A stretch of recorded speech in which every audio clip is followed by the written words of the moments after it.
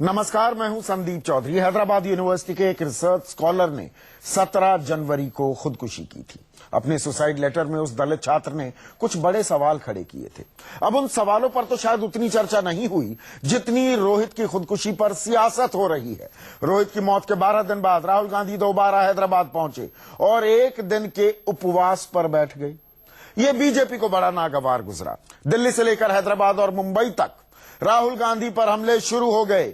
ऐसे में सबसे बड़ा सवाल कि क्या राहुल गांधी समाज को बांट रहे हैं? क्या छात्रों के साथ राहुल के उपवास से बीजेपी घबरा गई है? यह सिक्के का दूसरा पहलू। और क्या मालदा और कश्मीरी पंडितों के दर्द और बाकी समाज में जो दर्द बिखरा पड़ा है उसे नजरअंदाज कर रहे हैं राहुल गांधी? इन सवालों पर मैं चर्चा करूंगा। कुछ खास मेहमान मेरे साथ जुड़ चुके हैं, लेकिन पहले नजर इस रिपोर्ट पर।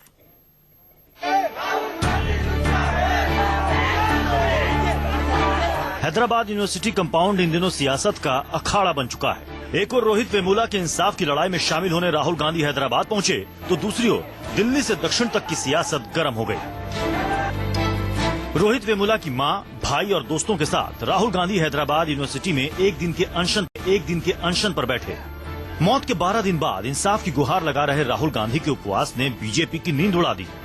तेलंगाना में एबीवीपी के प्रदर्शन से लेकर दिल्ली में बीजेपी के प्रेस कॉन्फ्रेंस तक निशाने पर सिर्फ राहुल गांधी थे। इसी कैंपस में विगत 10 वर्षों में 9 दलित छात्रों ने सुसाइड किया।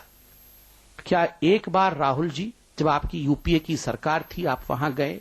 My main opposition to Mr. Narendra Modi and to the RSS is that they are trying to crush the spirit of Indian students, of Indian youngsters by imposing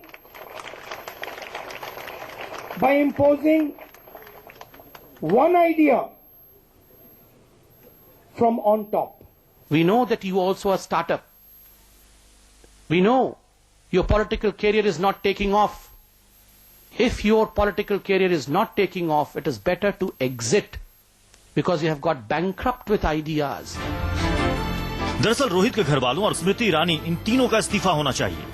छात्रों की इस मांग को राहुल का साथ मिलने के बाद बीजेपी को डर लग रहा है, लिहाजा राहुल पर चौतरफा हमले शुरू हो गए हैं। अनुपम खेर ने तो राहुल के उपवास को सही आइडिया बताते हुए मालदा हिंसा और कश्मीरी पंडितों के मुद्दे पर भी अनशन का उपाय सुझाया है। हैदराबाद से केजे श्रीवत्सन के साथ अमित कुमार, दिल्ली, न्यूज़ 24।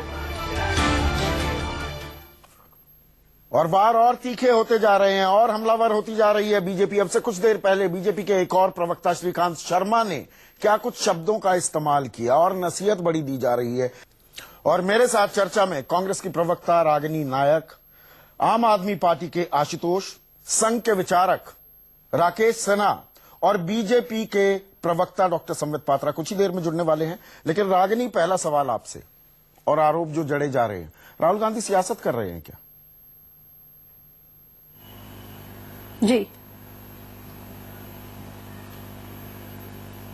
देखिए, हैदराबाद यूनिवर्सिटी में संदीप जी, सियासत उस दिन शुरू हुई जब बंदारू दत्तात्रेय ने विद्यार्थी परिषद के छात्र के कहने पर पहली बार चिट्ठी लिखी।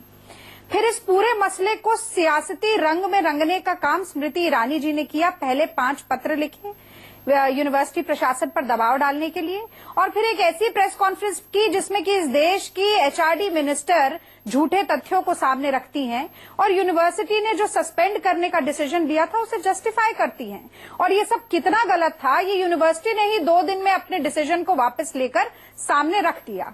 अब अगर आप कहते हैं कि हाशिए पर खड़े हुए लोगों की आवाज को बुलंद करना, गरीब गुरबों, दलितों, पिछड़ों, महिलाओं को राजनीतिक हाशिए से मेन स्ट्रीम में लेकर आना, यदि सियासत है, राजनीतिकरण है, तो राहुल जी राजनीतिकन कर रहे हैं। मैं ये पूछने लगूंगा, लंबी बहस हो जाएगी रागिनी, कि 55 साल जिनका अब आप दर्द साझा करने की बात कर रहे हैं, 55 साल आपने देश पर राज किया, तो क्या किया आपने दलितों को लेकर? उस बात को भूल जाइए। मेरा सवाल बिल्कुल सीधा है, एक नेता की क्या जिम्मेदारी ये नहीं होती कि जो घाव होते हैं, जो जख्म होते हैं, उन पर मरहम लगाई जाए? अब न्यायिक जांच भी हो गई है, वहां पर सीबीसीआईडी जांच का ऐलान कर दिया गया है। जांच से दूध का दूध, पानी का पानी हो जाना चाहिए। प्रधानमंत्री ने भी अपने मन की बात कह दी। उससे ज्यादा और क्या किया जाए? ये राजनीति नहीं तो क्या है? एक दिन के उपवास के क्या मायने? 2 बातें। संदीप जी, हाँ, मैं समझ गई। दो बातें। पहली बात, राहुल जी ने क्या किया है। आज 30 जनवरी है, गांधी जी की पुण्यतिथि का दिन है। उपवास, नैतिक दबाव डालने के लिए गांधी जी उपवास को बहुत बड़ा शस्त्र मानते थे। आज राहुल गांधी उपवास कर रहे हैं और ये चाहते हैं राहुल गांधी की एक पश्चाताप और संकल्प की राजनीति भारतीय जनता पार्टी भी शुरू करे। पश्चाताप इस बात का कि रोहित वेमुला प्रशासन जिस तरह से दलितों का उत्पीड़न कर रहा था उसके कारण आत्महत्या करने के लिए मजबूर हुआ। संकल्प इस बात का लें कि आगे से इस तरह से ना तो दलित उत्पीड़न हो, ना पॉलिटिकल इंटरवेंशन हो एजुकेशनल इंस्टीट्यूशंस का। इस तरीके की पॉलिसी नीति भारतीय जनता पार्टी और मोदी सरकार अपनाए। आपने कहा कि 55 साल में हमने क्या किया। 55 साल में कुछ गलत काम भी किए होंगे, लेकिन बहुत सही काम भी किए। आप बार बार सवाल पूछते हैं कि राहुल गांधी एक जगह गए, दूसरी जगह क्यों नहीं गए। आप ये बताइए कि मोदी जी जो इस देश के प्रधानमंत्री हैं वो कहीं क्यों नहीं गए। पिछले 5 सालों में दादरी में जब अखलाक मारा गया, पिछले 5 सालों में हैदराबाद यूनिवर्सिटी में 9 छात्रों ने खुदकुशी की है। असम में तब दर्द क्यों नहीं जागा राहुल गांधी का, आज क्यों?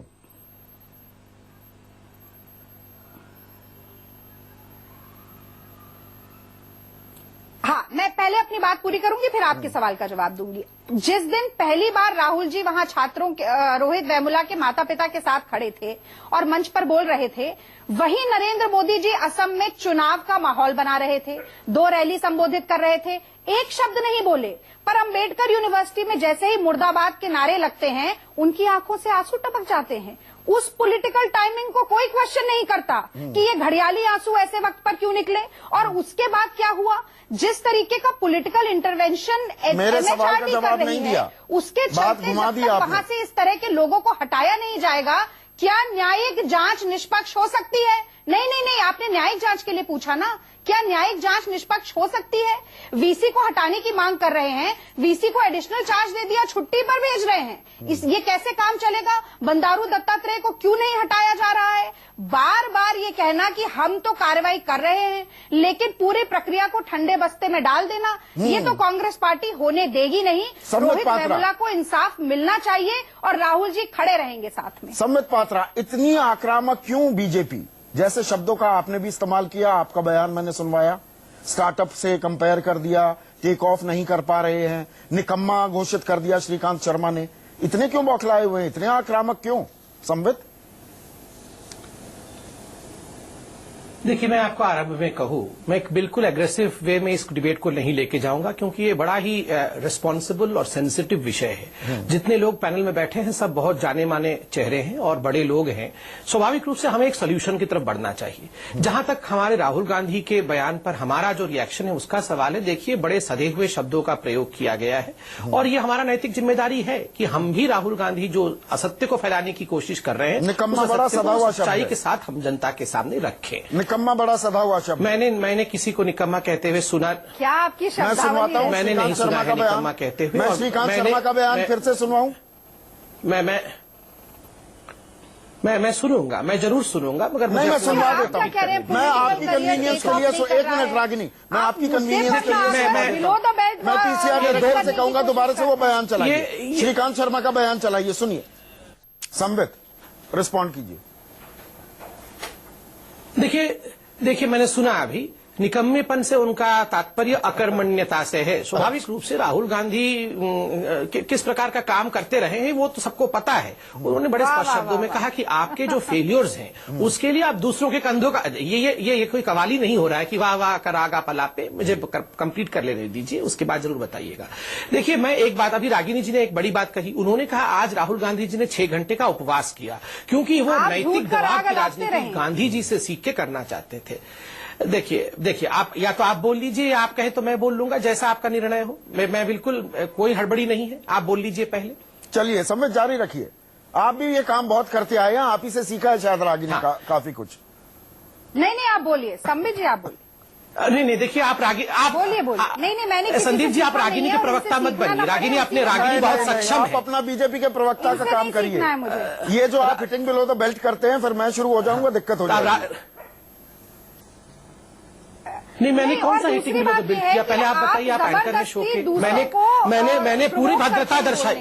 आप लोग बात कर लीजिए, मुझे कोई विषय नहीं है। आप लोग दोनों बात कर लीजिए, मुझे कोई, इतने आक्रामक क्यों? बैठूंगा। अभी आप बहुत सौम्य बनकर दिखा रहे हैं, आपके शब्दों में इतनी आक्रामकता क्यों? बीजेपी थोड़ा घबरा गई है, बैकफुट पर है कि राहुल ने इस मुद्दे को मुख्य धारा में ला दिया, इसको जीवंत रखा है? पैनिक बटन देखिए, मैं आपको बता रहा हूं, आप एक काम करिए संदीप जी, आप और रागिनी जी बोल लीजिए, हम लोग आज दर्शक बन के सुन लेंगे, कोई परेशानी नहीं है। मैं आपको बोलिए, आप दोनों बोलिए। आप बोलिए संबित। देखिए, यही दर्श रहा है कि कौन पैनिक में है, किसको परेशानी है। अगर किसी को संशय है तो आज डिबेट देख लीजिए, मैं पैनिक में हूं या रागिनी जी पैनिक में है, वो तो दिख ही रहा है।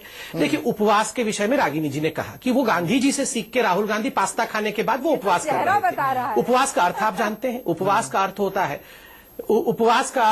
उप अर्थात समीप निवास करना। जो कारण है, अभी सिर्फ संबित को रखिए एक बार स्क्रीन पर, रोहित जी, जी हाँ, बोलिए संबित, आप बोलिए, आप बोलिए संदीप जी, रागिनी जिस प्रकार, सुनिए, मैं एक बार बड़ी बात कहता हूं, रागिनी जिस प्रकार रोहित वेमुला के डेथ और सुसाइड को सेलिब्रेट कर रही है आपके चैनल में, ठीक उसी प्रकार का इवेंट का सेलिब्रेशन आज राहुल गांधी ने किया है। हंस के, मुस्कुरा के, हिलते डुलते, जिस प्रकार रागिनी जी जो मेरी बहन है वो यहां डिबेट के स्तर को लाना चाहती है, ठीक उसी प्रकार का राहुल गांधी ने आज धन्यवाद प्रस्ताव दिया। उन्होंने कहा कि I thank you for inviting me to the function. ये फंक्शन था, ये जो हो रहा था रोहित, नहीं, गलत क्या किया राहुल गांधी ने? फंक्शन था। क्यों नहीं? अगर वहां पर एक दलित मैं बता रहा हूं, छात्र ने खुदकुशी की है, वो अपना समर्थन देने के लिए जा बैठे, तो आपको परेशानी क्यों? मैं यही तो बताने की कोशिश कर रहा हूं, तब से तो यही बताने की कोशिश कर रहा हूं, कोई सुन कहाँ रहा है। मैंने उपवास से शुरू किया कि उपवास का अर्थ होता है किसी कॉज के समीप निकट करना, वास करना। ये जो कॉज था रोहित वेमुला का, जो विमर्श था दलित उत्पीड़न का, सामाजिक समरसता का, मैंने सुबह भी कहा, आपने शायद वो बाइक चलाया नहीं, कि 9 छात्रों ने इसी कैंपस में विगत 10 वर्षों में सुसाइड किया। ये व्यवस्था परिवर्तन के लिए आवाज उठा रहे हैं। रोहित के मृत्यु की सच्चाई, रोहित की सुसाइड की सच्चाई रोहित ही जानता है, बजाय ये कि हम और आप जाने। रोहित से ज्यादा कोई जानता है क्या? रोहित ने जो सुसाइड नोट लिखा, हम उसको एक अलग करके पढ़ने की कोशिश क्यों कर रहे हैं? कहीं ऐसा तो नहीं था, उसको अगर बंगारू दत्तात्रेय या, ये हमने चर्चाएं पहले भी की हैं और बड़ी संवेदनशील चर्चाएं की हैं। मुझे ये बताइए कि जो आप आक्रामक हुए कहीं, तो राहुल गांधी भी पहले गए थे वहां, राहुल गांधी दोबारा गए हैं, तो दोबारा वही चर्चा हो रही है ना। वो भी तो पहले गए थे, दोबारा ड्रामा करेंगे तो दोबारा बोलेंगे वो। चर्चा को ट्रैक पर ला रहा हूं। ये डिरेल करने की जो कोशिश होती है वो होती है, ठीक है, जहां पर अनकंफर्टेबल क्वेश्चंस हो। सवाल ये है कि बंडारू दत्तात्रेय की जिम्मेदारी कैसे तय होगी? पूछिए। नहीं, अगर राहुल गांधी वहां जाते हैं और बंडारू दत्तात्रेय की क्या कोई जिम्मेदारी नहीं है? क्या स्मृति ईरानी की कोई जिम्मेदारी नहीं है? क्या अप्पा राव की कोई जिम्मेदारी नहीं है? इन सवाल का जवाब क्या आप लोग नहीं देना चाहते हैं? दरअसल वजह यह है क्या आक्रामक होने की? देखिए संदीप जी, ये सब जवाब तो मैं आपके 5 प्रीवियस डिबेट्स में दे चुका हूं। जैसे आपने कहा कि जो मैं बता रहा था वो पहले हम चर्चा कर चुके हैं। बंडारू दत्तात्रेय और स्मृति ईरानी जी के विषय का पूरा विषय मैंने आपके पीछे 5, क्योंकि 5 में डिबेट में आ चुका हूं इसी विषय को लेकर, तो मैंने बिल्कुल स्पष्ट उत्तर दे दिया था। आप जानते हैं उस उत्तर को। मैं आज के विषय में चर्चा कर रहा हूं क्योंकि आप भी चाहते हैं आज के विषय में हो। मैं तो सिर्फ इतना पूछ रहा हूं, राहुल गांधी 9 सुसाइड्स होते हैं, क्या वो एक बार भी कैंपस में गए? क्या उन्होंने एक बार भी दलित व्यवस्था परिवर्तित करने की कोशिश की? आज उत्तर प्रदेश में एक दलित महिला को बलात्कार करने के बाद उसकी हत्या कर दी जाती है, क्या राहुल गांधी ने एक बार भी उसके विषय में उठाया? सुसाइड नोट का जिक्र मैंने इसलिए किया क्योंकि सुसाइड नोट में अगर रोहित कहता है कि no one instigated me to take this action, तो क्या वाकई हमें रोहित की बात पे विश्वास नहीं करना चाहिए? रोहित की बात को दरकिनार कर देना चाहिए? And the celebration of the event, कोई मुस्कुरा रहा है, कोई हंस रहा है, कोई फंक्शन बोल रहा है, वहां भी जाके राहुल गांधी सेल्फी ले रहे हैं। Is this not celebration of a suicide? Should this not? इसमें यहाँ पर मैं 23 तारीख के सेलिब्रेशन चलता है। एक अखबार जिसे आप बहुत पढ़ते हैं संबित, द टेलीग्राफ की मैं हेडलाइन दिखाना चाहूंगा आपको। Unbearable pain in slow motion. 18 तारीख को प्रधानमंत्री कहां थे, 19 तारीख को कहां थे, 20 को कहां थे, 21 को कहां थे, और 5वें दिन 22 तारीख को उन्हें अपना दर्द का इजहार करने का मौका मिलता है 5 दिन बाद। तो ऐसे में आशुतोष, दरअसल ये आक्रामक, जो दोनों तरफ से आक्रामकता मैं देख रहा हूं, ये सीधी सीधी राजनीति हो रही है क्या? आप पत्रकार भी रहे हैं आशुतोष। नहीं, देखिए संदीप जी, मैं समित जी की बातों को सुन रहा था और सुनने के बाद अगर किसी व्यक्ति को कोई गंभीर मसला करना हो तो थोड़ी बात तकलीफ हो जाती है उसमें। समित पात्रा जी बड़े अच्छे वक्ता है, लेकिन एक चीज मैं आपको बताना चाहता हूं कि इस देश के अंदर अगर किसी को सेल्फी लेने का अधिकार है तो फिर नरेंद्र मोदी जी को है, किसी से गले मिलने का अधिकार है तो सिर्फ नरेंद्र मोदी जी को है, किसी के पास नहीं जाना है तो अधिकार नरेंद्र, बाकी सब लोग राजनीति के अंदर सारा काम धाम बंद कर दे। बड़ी हैरानी की बात यह कि जो आरएसएस और बीजेपी अपने स्वभाव में, अपने मूल में, जो अपनी चेतना में दलित विरोधी है, उसने पिछले दिनों अंबेडकर को गले लगाने का काम किया। उन्हीं अंबेडकर ने जिन्होंने 1946 में क्या कहा था, मैं पढ़ के सुना देता हूं।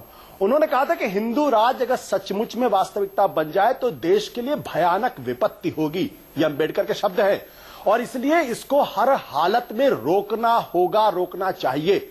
उन्हीं अंबेडकर को गले लगा रहे, जिस अंबेडकर, भीमराव अंबेडकर ने, बाबा साहब ने इनके बारे में कहा था कि ये वो लोग हैं जो देश के ऊपर एक भयानक विपत्ति है, इसलिए इनको तकलीफ होती है। इसीलिए जब रोहित वेमुला जैसा व्यक्ति को आत्महत्या के लिए मजबूर करते हैं और वहां जाने का वक्त देश के प्रधानमंत्री के पास नहीं होता है, इसलिए सवाल का जवाब ये कभी नहीं देंगे कि भाई बंडारू दत्तात्रेय से आज तक एक भी सवाल क्यों नहीं पूछा गया कि तुम्हारे पास एक दलित लड़के को देशद्रोही बताने का अधिकार किसने दिया, तुमको यह अधिकार किसने दिया कि वो जातिवादी है, तुम कौन होते हो देखने वाले। और देश की जो शिक्षा मंत्री जिनके जिम्मेदारी है, वो 4-4 चिट्ठियां लिखती है कि भाई इनके खिलाफ, रोहित वेमुला खिलाफ कार्रवाई करो, रोहित वेमुला खिलाफ कार्रवाई करो। अंततः उनके दबाव की वजह से उस बेचारे लड़के को जो घर के बाहर रहना पड़ता है, सड़क पर रहना पड़ता है और आत्महत्या के लिए मजबूर होना पड़ता।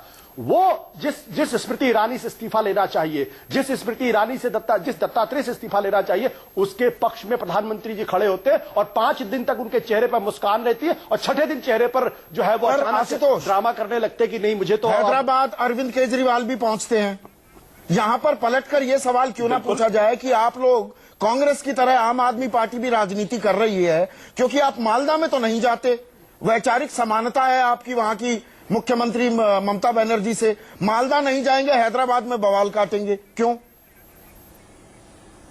मैं इसीलिए मैं कहता हूं कि अखलाक के यहां जाएंगे तो भी ये कहेंगे राजनीति हो रही, रोहित वेमुला के यहां जाएंगे तो भी राजनीति हो रही, मालदा नहीं जाएंगे तो भी कहेंगे राजनीति हो रही है। अरे भाई, अखलाक के पास जाने का वक्त देश के प्रधानमंत्री के पास क्यों नहीं, मैं सवाल पूछना चाहता हूं। रोहित वेमुला के पास जाने का वक्त देश के प्रधानमंत्री के पास नहीं, ये सवाल देश पूछेगा। और यही कारण है कि दिल्ली में 70 में से 67 सीटें हार गए और बिहार के अंदर 178 सीटें मिली हैं और अभी भी इनको होश नहीं आ रहा। ये जिस तरीके के प्रवक्ता ये टीवी चैनल्स पे आ रहे हैं, ये प्रवक्ता जितना टीवी चैनल्स पे आएंगे बीजेपी का उतना ही नुकसान होगा। ये बात बीजेपी को जल्द समझ लेनी चाहिए। पिछले 10 मिनट तक आपने देखा ये संदीप जी, कोई गंभीर बात करने की कोशिश की क्या? बिल्कुल रिस्पॉन्ड कीजिए, आप पर सीधा आरोप है, आपको हक है रिस्पॉन्ड करने का, करिए। देखिए, मैं प्रयास करता हूं कि कभी व्यक्तिगत टिप्पणियां नहीं की जाए। आशुतोष जी को मैं पहले बहुत सीनियर समझता था, मगर ज्यों-ज्यों मैं इनको टीवी पे देखता जाता हूं, हंसता हुआ, रोता हुआ और जिस प्रकार की भाषा का प्रयोग करता हुआ, त्यों मेरी आप सभी से गुजारिश है, इसको पर्सनल ना बनाए ना संदीप। आप सभी लोग पढ़े लिखे ज्ञानी हैं, संदीप, आपको दर्शक बड़ी गंभीरता से लेते हैं। आप चारों से मेरी गुजारिश है, अभी राकेश सिन्हा तो बोले भी नहीं है, फिर भी गुजारिश कर रहा हूं, संदीप वो करते नहीं है, हालांकि आप तीनों करते हैं ये काम। संदीप में, हाँ, अरे गंभीर सवालों के गंभीर जवाब देने चाहिए। गुजारिश करता हूं गंभीर सवालों के गंभीर जवाब देने चाहिए। जी जो कह रहे हैं बिल्कुल उसका विपरीत करते हैं। वो हर बार प्लीज कह सकता हूं संदीप, मैं किसी के बीच में नहीं बोलता हूं। ये किस प्रकार का डिबेट है, किस प्रकार का डिबेट है ये बताइए, जिसमें सब लोग बीच में बोलते हैं। मेरे समय में भी सब लोग बोलते हैं और संदीप चौधरी ये भी पूरी दुनिया देख रही है। लफाजी करके मामले को ट्रिवियलाइज करते हैं, सरलीकरण करते हैं बातों का। संदीप चौधरी जी, आपने मुझे बोलने के लिए कहा या रागिनी जी को बोलने के लिए कहा? और जब आशुतोष मेरे बारे में टिप्पणी कर रहे थे तब आपको बुरा नहीं लग रहा था? जी बोलिए, मैं आपको बुरा नहीं लग रहा का मौका था। दे। जैसे ही मैंने आशुतोष जी के विषय में कहना शुरू किया, जैसे ही मैंने आशुतोष जी को कहना शुरू किया, आपको बुरा लग गया। मुझे लगता है इस प्रकार की सिलेक्टिविटी आपको नहीं करनी चाहिए संदीप जी। नहीं, मैं बिल्कुल की वो सुनिए पब्लिक जानती है, वो सम्मित को बोलने दीजिए, पूरा रिस्पॉन्ड कीजिए। शांत हो जाए, शांत, खिसियाइए मत। आशुतोष जी ने मेरे लिए कोई बात नहीं, व्यक्तिगत होता है कई बार बैकफुट पर आना पड़ता है। बिल्कुल खिसियाए संदीप जी। संदीप जी, मैं कृष्ण भक्त हूँ, आपको कह दूं। मैं अपने गुरु को मानता हूँ, कृष्ण को। मैं कभी खिसियाता नहीं हूँ। आप भी जानते हैं इस बात को। कभी मैं खिसियाता नहीं हूँ। कृष्ण कभी अपने भक्तों को बोलते हैं वो खिसियाओ मत, नहीं खिसियाऊंगा। मगर आशुतोष जी ने, मगर जो अत्याचार है वो तो आपको बताऊं ना। आशुतोष जी ने मेरे बारे में सब कहा, आपने सुन लिया। मैंने आपको सीधा रिस्पॉन्ड करने का मौका दिया। आशुतोष जी को बोलना शुरू किया तो आपने सीधा रिस्पॉन्ड करने का मौका दिया। क्यों रिस्पॉन्ड? आपने उसी समय आपको रिस्पॉन्ड कर रहा था तो आपने रोक दिया। आपने कहा व्यक्तिगत, कोई बात जब मैं रिस्पॉन्ड कर रहा था, आप पर्सनल होने लगे, वो पर्सनल हुए, मैंने उनको रोका। गांधी की भी यही सिलेक्ट, वो पर्सनल हुए, मैंने उनको रोका। आप हुए, मैंने आपको रोका। आपने नहीं साहब, आपने नहीं रोका। आप रिवाइंड करिए और देखिए आशुतोष जी ने क्या कहा। दोबारा से देखिए, मुस्कुराते हुए क्या कहा, दोबारा से देखिए। मुस्कुराते हुए पूरा सुन लिया। और जब मैं आशुतोष जी के लिए बिल्कुल दिखाइए आशुतोष जी ने मेरे लिए क्या कहा। इस प्रकार के प्रवक्ता टीवी पे आते रहेंगे तो क्या होगा, आपने पूरा सुन लिया। उस समय तो आपने रोका नहीं उनको। और जब मैं आशुतोष जी के विषय में भद्रता से कह रहा था, आपको वो चुभ गई बात। मैं नहीं, मैं बिल्कुल खिसिया नहीं रहा हूं संदीप जी। मैं मुस्कुरा के यही बात बोल देता हूं। जनता गवाह है। 2-3 साल से आने लगे टीवी में, 18 साल से कर रहा हूं। टीवी पे खिसियाना क्या होता है मैं जानता हूं। सर मैं गरीब हूं। मैं छोड़िए, मैं तो बोल रहा हूं। अगर आप पर्सनल होने लगेंगे, यहाँ जितने लोग बैठे हैं उनमें सबसे छोटा हूं। सब नहीं सर, मैं आपसे पर्सनल नहीं हो रहा हूं। मैं यहाँ हाथ जोड़ के बताता हूं, मैं ओडिशा के एक बहुत गरीब गांव से आता हूं। यहाँ आप लोग जितने लोग बैठे हैं उनसे सबसे पिछड़ा हुआ, सबसे दरिद्र और सबसे निकृष्ट मैं हूं। इसको मानने में कोई मुझे बुराई नहीं लगता है। तो चलिए, मैं बहुत छोटा हूं, उम्र में भी, एक्सपीरियंस में भी। ये मानने में मुझे कोई अफसोस नहीं है। मगर मैंने कभी किसी व्यक्ति पर नहीं, ये संदीप नहीं हुआ सर, नहीं हुआ। सवाल का जवाब आपने आशुतोष जी को रोका नहीं। के साथ कहना चाहता हूं, संबित पात्रा आपके सवाल का जवाब नहीं देंगे। लेकिन रागिनी नायक के ऊपर व्यक्तिगत टिप्पणी जरूर करेंगे, एंकर के ऊपर व्यक्तिगत टिप्पणी जरूर करेंगे। और आदत हो गई है इनकी, इनको लगने लगा है कि कोई रिस्पॉन्ड नहीं करेगा। पूछिए, मैं जवाब दूंगा। चलिए थोड़ा ठंडे हो जाइए, मैं भी पानी पी लेता हूँ। एक छोटा सा ब्रेक लेंगे। राकेश सिन्हा, आपसे बहुत अदब से माफी मांगना चाहूंगा। आपको अभी तक मैंने चुपचाप बिठाए रखा है। आप ही से सवालों। हैदराबाद में दलित छात्र रोहित वेमुला की खुदकुशी के 12 दिन बाद भी सियासत का बाजार गर्म है। बीजेपी कांग्रेस पर, खास उनके उपाध्यक्ष राहुल गांधी पर आरोप लगा रही है कि वो राजनीति कर रहे हैं। जब वो भूख हड़ताल पर, धरने पर वहां बैठते हैं तो वो राजनीति कर रहे हैं। पलटवार करती है कांग्रेस की बंडारू दत्तात्रेय हो या स्मृति ईरानी या अप्पा राव, इनके खिलाफ कोई कार्रवाई नहीं कर रही है बीजेपी। घड़ियाली आंसू बहा रहे हैं प्रधानमंत्री, वो खुद हैदराबाद क्यों नहीं जाते। ये सिक्के के दो पहलू हैं। अब मुझे ये बताइए राकेश सिन्हा, राजनीति हावी हो रही है, असल मुद्दों पर क्या हम चर्चा भी कर पा रहे हैं या कोई गौर भी कर रहा है? व्यवस्था में किसी परिवर्तन को लेकर दलितों के मन में जो दर्द है या अपेक्षा है, उनका भाव है उनके मन में, उस पर कोई चर्चा भी हो पाई? संदीप जी, मैं कहूंगा कि मुझे जो भी समय मिले मुझे कोई इंटरप्ट ना करे, मैं अपनी बात कहूं। किसी को कुछ प्रतिवाद करना तो मेरी बात करें। देखिए, राहुल गांधी से मैं शुरू करता हूं। राहुल गांधी तो हैदराबाद में अपनी वैचारिक बेरोजगारी दूर करने गए हैं। कांग्रेस के साथ सबसे बड़ा संकट है वो किस विचार को लेकर चल रही है, क्या सामाजिक दर्शन है, ये राहुल जी को भी नहीं पता, कांग्रेस के कार्यकर्ताओं को भी नहीं, प्रवक्ता को भी नहीं पता। इसलिए वैचारिक बेरोजगारी से शिकार व्यक्ति पर मैं कोई टिप्पणी नहीं करूंगा। आपने अपने इंट्रोडक्शन में एक बड़ा सवाल उठाया था शुरू में, जब आप शुरू कर रहे थे कि रोहित ने जो बड़ा सवाल उठाया अपने सुसाइड नोट में, उस पर न चर्चा हो रही है न उस पर कोई कार्रवाई हो रही है। मैं आपको एक बात ध्यान दिलाना चाहूंगा, जो मेरा व्यक्तिगत अनुभव है। बिहार के एक गांव में मैंने एक श्राद्ध में मैंने देखा कि कुत्तों में और एक विशिष्ट जाति के लोगों में, कहते हुए मैं दर्द के साथ कह रहा हूं रोहित, संदीप जी, कुत्तों में और एक विशिष्ट जाति के लोगों में झूठे पत्तलों के लिए कंपटीशन हो रहा था। प्रतिद्वंदिता हो रही थी कि झूठे पत्तल को कुत्ते लेंगे, वो विशिष्ट जाति के लोग लेंगे। जिस देश में आजादी के बाद 66 दशक के बाद गांवों में ये स्थिति हो, तो मैं बाबा साहब अम्बेडकर की एनिहिलेशन ऑफ कास्ट इससे को याद दिलाना चाहूंगा, जिसमें उन्होंने कहा था कि इस अनस्टेबिलिटी के लिए, इस परिस्थिति के लिए कांग्रेस, कम्युनिस्ट, हिंदू महासभा सबके सब जिम्मेदार हैं। अर्थात कहने का सेंस यह है कि यदि जो आपने अपने इंट्रोडक्शन में सवाल उठाया, यदि हम सामूहिक विफलता और सामूहिक कार्रवाई की जिम्मेदारी नहीं लेते हैं तो हम रोहित के साथ और उन सब के साथ अन्याय कर रहे हैं और अपने साथ धोखा दे रहे हैं। पर उनके आंदोलन में कोई साझा होता है, उनके आंदोलन में कोई साझी होता है, तो आप उसे वैचारिक बेरोजगारी को दूर करने का माध्यम क्यों बता देते हैं? आंदोलन तो हक है ना, आंदोलन ना किया जाए। नहीं, एक बात, अरे मुझे पूरा करने दीजिए। एक आपको मिलेगा, मैं बोल कर मैं अलग हो जाऊंगा, आप चिंता मत कीजिए। मैं एक और मैं बात कहना चाहूंगा। जवाहरलाल नेहरू यूनिवर्सिटी से जहां से आशुतोष जी आते हैं, वो तो आरएसएस का गढ़ नहीं रहा कभी। आमिर खान का एक प्रोग्राम था एक टीवी चैनल पर, मैं उसका नाम नहीं लूंगा, सत्यमेव जयते। उसमें एक दलित छात्रा जो कि दिल्ली विश्वविद्यालय में शिक्षिका हैं, उन्होंने कहा कि उनके छात्रावास में एक्सक्लूजन का शिकार होना पड़ा। उनकी सहपाठी उसके रूम में नहीं रही क्योंकि वह दलित नहीं थे। उनको संस्कृत पढ़ने से मना किया गया। देखिए, ये कैंपस में जो लोग रिजर्वेशन से आते हैं उनके प्रति एक कंटेम्प्ट का भाव रहता है। ये रिजर्वेशन से आए, ऐसा भाव दूर हो, ये हमारी चिंता का विषय है। आंदोलन करना वैचारिक बेरोजगारी को दूर करना कैसे हो गया? आंदोलन मुझे पूरा दूर करना कैसे हो गया? मुझे पूरा करने दीजिए। दो बात मुझे करने दीजिए। संदीप जी 30 सेकंड का मौका दीजिए, मैं एक बार और कहना। आशुतोष जी ने हिंदू राज की बात कही और बाबा साहब की बात कही। अरे हिंदू राज का मांग यदि संघ ने किया होता तो आप मुझे कोई मेमोरेंडम दिखा दीजिए, कोई स्टेटमेंट दिखा दीजिए संघ का। संघ ने तो एक्सचेंज ऑफ पॉपुलेशन की भी बात नहीं की। और बाबा साहब अम्बेडकर का थॉट्स ऑन पाकिस्तान भी तो पढ़ लीजिए आशुतोष जी, उसको भी उद्धृत कीजिए। मेरे सवाल का और जवाब नहीं अंतिम बात मैं कहना चाहता हूं। हाँ, मैं उसका जवाब दे रहा हूं। मैं आ रहा हूं उस जवाब पर, मैं सवाल पर। देखिए, सरकार ने जो कदम उठाया, यदि रागिनी जी और आशुतोष जी भी एचआरडी मिनिस्टर होते तो इससे अधिक कदम नहीं उठा पाते। और यदि इससे अधिक कदम उठाना है तो national commission for schedule caste, उसके चेयरमैन पुनिया साहब कांग्रेस के नेता हैं।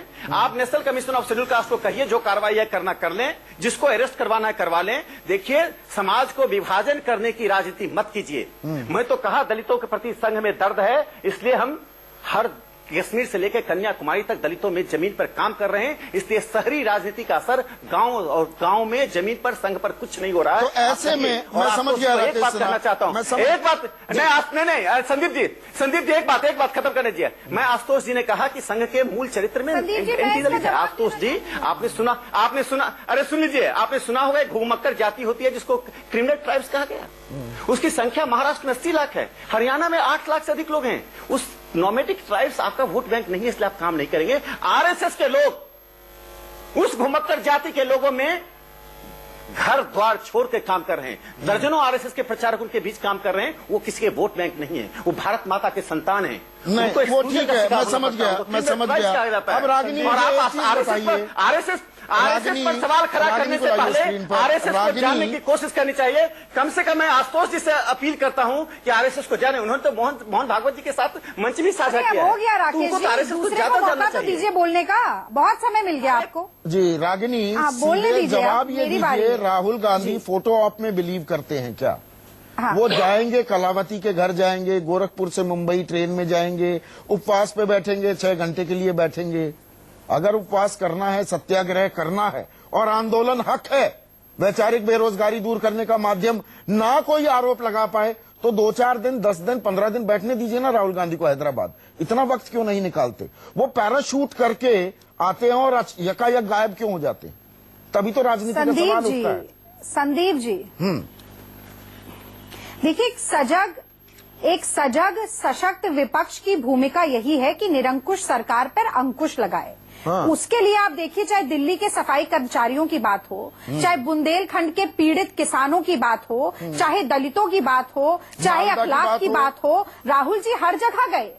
जहां नहीं गए उसके लिए प्रश्न उठाते हैं, लेकिन गलबैया करते हुए नरेंद्र मोदी जी जो सारे पंडितों का सवाल उठाया, पूरा कर लेने दीजिए। अरे जो मैं पूछ रहा हूँ, मैं टोकता रहूंगा। आप लोग कितना भी मेरे ऊपर लानत बरसाएं, मैं टोकूंगा और ये मेरा हक है एज एन एंकर। मुझे बताइए, मालदा गए क्या राहुल गांधी? मैं किसी पे लानत नहीं बरसाऊंगी, सबका जवाब दूंगी। मालदा क्यों नहीं गए? सवाल से ज्यादा मुझे बोलने का, जवाब देने का वक्त दीजिएगा। अच्छा, मालदा क्यों नहीं गए? गुजारिश है सारे सवालों का जवाब। मालदा क्यों नहीं गए? अरे मालदा क्यों जाएंगे? मालदा तो वोट बैंक है, वो तो वोट बैंक की राजनीति करते हैं। व्यक्ति से आप क्या पूछ रहे हैं? अब आपके बीच में बोल रहे हैं राकेश जी, आपकी बात मैंने शांति से सुनी, मेरी बात सुन लीजिए, मुझे बोलने दीजिए। सुनने व्यक्ति क्या पूछ रहे हैं? राहुल गांधी का विचार नाम की चीज नहीं है। मालदा के इशू से कांग्रेस पार्टी बची नहीं है, भागी नहीं है। राजनीति जितने डिबेट हुए हैं, चाहे 10, चाहे 20, चाहे 25, हर किसी में हमने उस डिबेट का हिस्सा बने हैं और हमने बोला है कि ये लॉ एंड ऑर्डर का मसला है, इसमें प्रदेश की सरकार भी जिम्मेदार है और कोई भी व्यक्ति या कोई भी समुदाय विशेष जो इस तरीके की विध्वंसात्मक गतिविधि करता है उसकी निंदा हमने की है। पर राकेश जी की बात का मैं जवाब जरूर दूंगी। संदीप जी, 30 सेकंड दीजिए। आप नाम ये लीजिए, वैचारिक बेरोजगारी की बात करते हैं। आज तो मुझे मालदा में कौन लोग थे? रागिनी जी बताइए, मालदा में कौन? नहीं, आप बताइए, आप बताइए, मालदा में कौन लोग थे? आप क्यों नहीं गए? चुप रहिए और सुनिए। क्यों नहीं गए? चुप रहिए और सुनिए। मालदा के चुप रहिए और सुनिए। दूसरे की बात धैर्य से सुनिए, थोड़ी सहिष्णुता दिखाइए, शांति से बात को सुनिए। आपकी बात मैंने सुनी, थोड़ी तमीज दिखाइए, तमीज दिखाइए। राकेश सिन्हा जी, तमीज दिखाइए, दूसरे को बोलने का मौका दीजिए। ईश्वर ने 2 कान दिए, आपको 1 जुबान दी है, सुनिए बात को। आप बोल नहीं पाएंगे इसके बाद, आप बोल नहीं पाएंगे इसके बाद, प्रयोग करना सीख लीजिए। आप मुझे बोलने दीजिए। क्या नहीं बोल पाएंगे? आप बोलने दीजिए। आपकी धमकी से मैं डरने वाला नहीं हूँ। जी, मैं बोलना चाहती हूँ, इनसे बोलिए। मुझे मैंने इनकी बात धैर्य से सुनी, मैं इनकी बात, मैं इनके सारे आरोपों का पर्दाफाश करूंगी। आप सभी डिबेट को खराब करती हैं। क्या करती हैं? नहीं नहीं नहीं, क्या ये कोई तरीका नहीं हुआ। मालदा का जवाब दीजिए, मालदा क्यों नहीं हुआ? मालदा क्यों नहीं गए? क्यों नहीं? संदीप जी, आप जब आप एंकर हैं, आपको इंटरव्यू करना पड़ेगा। इस तरीके ये असभ्यता है। आप मर्यादा में रहिए, मर्यादा में रहिए। जवाब चाहिए। आप आरएसएस बोलने दीजिए, आरएसएस के बारे में क्या जानकारी है? आरएसएस के बारे में आप मुझे बताइए, मैं आपसे पूछती हूँ। आप वैचारिक बेरोजगारी की बात करते हैं, आप में वैचारिक दिवालियापन है। गोवलकर जी का कहना था कि आजाद भारत में मनुस्मृति को संविधान होना चाहिए। अंबेडकर उसी मनुस्मृति को उठाकर जला देते हैं। आप किसकी तरफ खड़े हैं? आप मुझे बताइए। आप मनुस्मृति को जलाने वाले के साथ खड़े हैं या आप गोलवलकर के साथ खड़े हैं? आप केवल भारत में विभाजनकारी राजनीति करना चाहते हैं। आप मुझे बता रहे हैं कि यूपी के गांव में क्या हो रहा है? वीके सिंह खुद दलितों की तुलना कुत्तों के साथ करते हैं। वीके सिंह के ऊपर क्या कार्रवाई होती है? आप मुझे बताइए। आप बताइए कि सरसंघचालक ने क्यों आरक्षण की समीक्षा की बात करके उसे खत्म करने की बात की? आप मुझे बताइए कि मोदी सरकार ने बजट में 20,000 करोड़ रुपया क्यों शेड्यूल कास्ट के सब प्लान से हटाया? आप मुझे बताइए कि स्कॉलरशिप्स में से मोदी सरकार ने 305 करोड़ रुपया आप दोनों की भड़ास अब निकल गई हो, दोनों की अगर भड़ास निकल गई हो तो मैं अब समृद्ध से पूछना चाहूंगा। देखिए, आज मैं दरअसल बहुत व्यथित हो गया। चारों मेरे पैनलिस्ट एस्टीम पैनलिस्ट हैं, ये ड्रीम पैनल है, लेकिन आज इतनी क्रॉस टॉक, इतने निजी आक्षेप हो गए। मैं दरअसल बहुत व्यथित हूं, बहुत ही व्यथित हूं। और व्यथा में ही आशुतोष आपको और मैं संवित को वक्त देता हूं रिस्पॉन्ड करने के लिए। ये तेरा दर्द मेरा दर्द, ये खेल कब तक चलेगा कि मालदा कोई नहीं जाएगा तो हैदराबाद चला जाएगा, कोई कश्मीरी पंडित के दर्द की बात करेगा, कोई उनको बिल्कुल नजरअंदाज कर देगा। ये तेरा दर्द मेरा दर्द वाला खेल हो रहा है क्या संवित? नहीं, आपका प्रश्न वाजिब है और मैं देख रहा हूं हाल फिलहाल में ये तेरा दर्द मेरा दर्द होने लगा है, जो कि एक व्यवस्थित सिस्टम में और एक परिपक्व सिस्टम में कदाचित नहीं होना चाहिए। क्यों हुआ ये समझने की आवश्यकता है। आप देखिए, जब इंटॉलरेंस का डिबेट होता है तो स्वाभाविक रूप से जो विषय इंटॉलरेंस का था ही नहीं, इंटॉलरेंस तो हम हो गए हैं। हम 5 सभ्य आदमी आपस में बात नहीं कर पाए। आज इंटॉलरेंट तो हम बतौर समाज हो गए हैं। इसका आईना हमने आज अपने दर्शकों को दिखा दिया है। बड़े दुख भरे शब्दों में मुझे ये कहना पड़ रहा है। मैं तो टॉलरेंटली वेट कर रहा हूं। दुख भरे शब्दों में मुझे ये कहना पड़ रहा है। मैं तो टॉलरेंटली वेट कर रहा हूं। मैं बहुत टॉलरेंटली वेट कर रहा हूं। मैं कभी किसी के बीच में नहीं बोल रहा हूं। इस डिबेट में आप खुद देख रहे हैं। आप बोलने देंगे, मैं आराम से बोलूंगा। देखिए, मेरा इतना जो इंटॉलरेंस का डिबेट है, एक उदाहरण दे रहा था।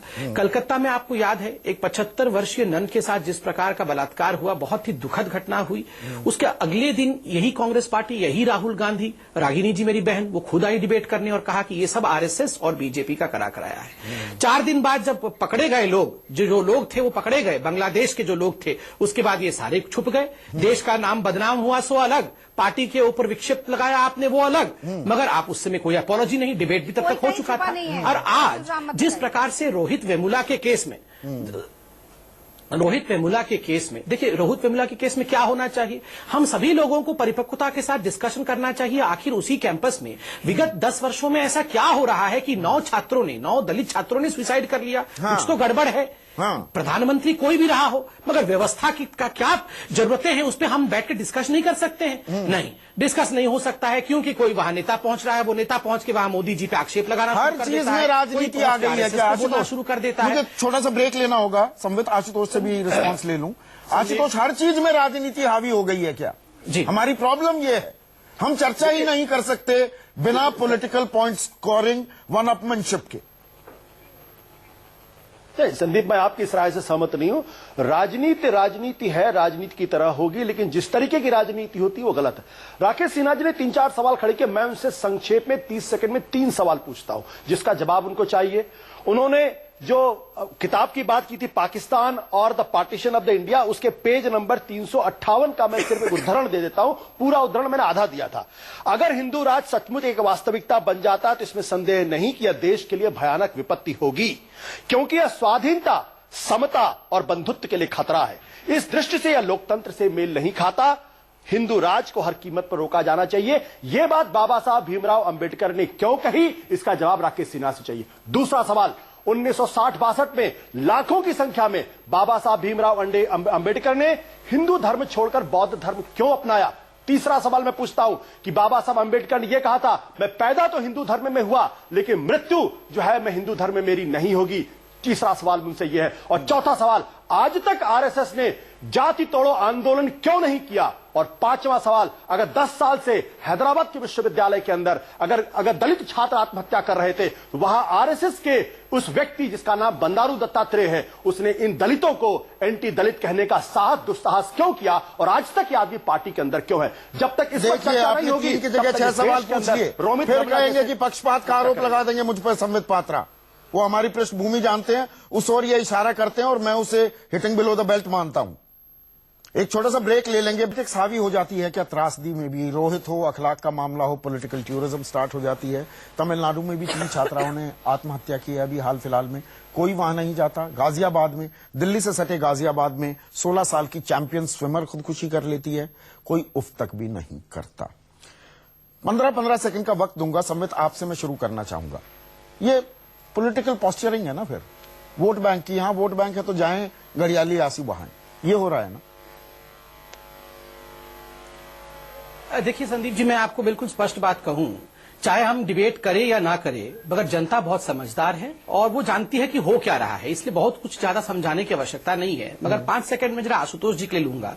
उन्होंने 3 बार यहाँ हिंदुइज्म के खिलाफ जो कहा कि हिंदू धर्म छोड़ देना चाहिए इत्यादि, आशुतोष जी ने क्यों पकड़ के रखा हुआ है? वो क्यों पकड़ के रखे हुए हैं? वो तो स्वेच्छा से आपका वक्त हो गया पूरा। रागिनी, रिस्पॉन्ड कीजिए, 15 सेकंड। आशुतोष जी कह रहे हैं, रागिनी, बिल्कुल जाना चाहिए उनको कहीं और। देखिए, पॉलिटिकल पॉस्चरिंग कौन कर रहा है, ये जो आपने टेलीग्राफ की हेडलाइन दिखाई थी और उसके साथ की फोटोग्राफ दिखाई थी, उससे पूरी तरह स्पष्ट हो गया। मैं तो ये कहती हूँ कि ढोल गंवार शूद्र पशु नारी सकल ताड़ना के अधिकारी, इस विचारधारा का प्रतिपादन भारतीय जनता पार्टी और आरएसएस इस देश में सदियों से करती आई है। मैंने राकेश जी को 3-4 नीतियां भी गिना दी, वक्तव्य भी गिना दी। हो गया आपका टाइम पूरा। राकेश सिन्हा, तंदूरी में जला राकेश सिन्हा बनाने के लिए कहा। 15 सेकंड। राकेश सिन्हा, ये सब बता रहे हैं, अम्बेडकर के साथ नहीं। देखिए मैं इतना ही कहूंगा कि आशुतोष जी को राज और राष्ट्र का अंतर समझे। संघ हिंदू राष्ट्र की बात करता है, हिंदू राज की बात नहीं करता है। और अंत में मैं इतना ही कहना चाहूंगा, जब तक हम सामूहिक विफलता और सामूहिक जिम्मेदारी की बात नहीं करेंगे, हमें दलित समाज का हम उद्धार नहीं कर सकते हैं। उनको डेमोक्रेटिक राइट्स चाहिए, उनको सम्मान चाहिए, डिग्निटी चाहिए, एक्सक्लूजन से बाहर निकालना चाहिए। बहुत बहुत शुक्रिया राकेश सिन्हा, रागिनी नायक, आशुतोष, डॉक्टर संबित पात्रा। और माफी चाहूंगा आप चारों की तरफ से भी और खुद की तरफ से भी, अपने दर्शकों से।